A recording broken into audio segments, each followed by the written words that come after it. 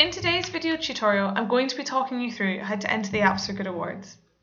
Unlike last year, this year, students enter the awards directly themselves.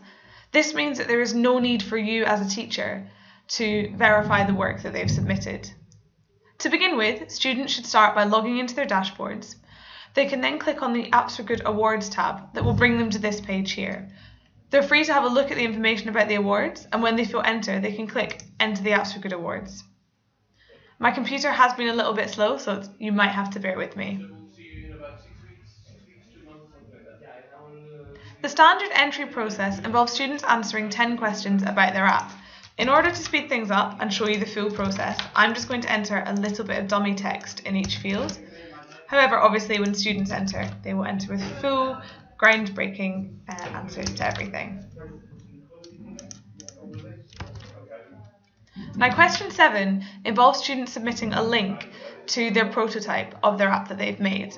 This will give the judges a better idea of what students would aim for their apps to look like.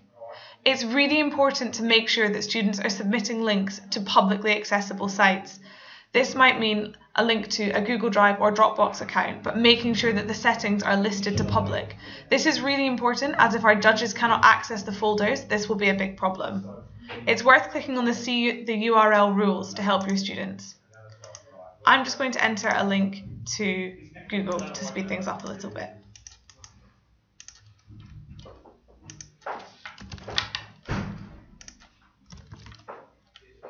The final question involves students submitting an up to 90-second pitch video about their apps.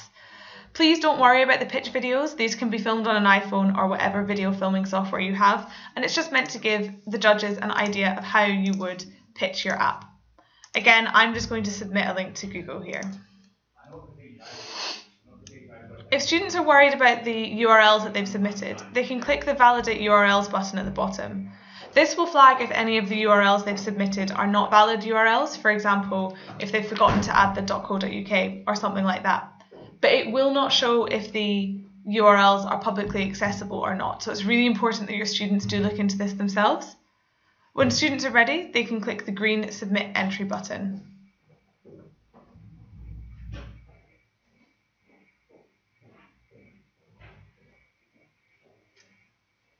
This will take them to a final review page where they can click the blue Submit Entry at the top.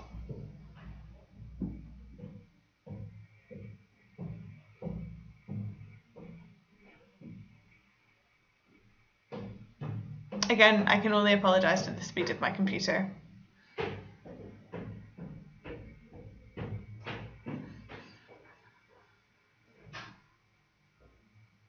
Excellent. This now means that students have entered the awards.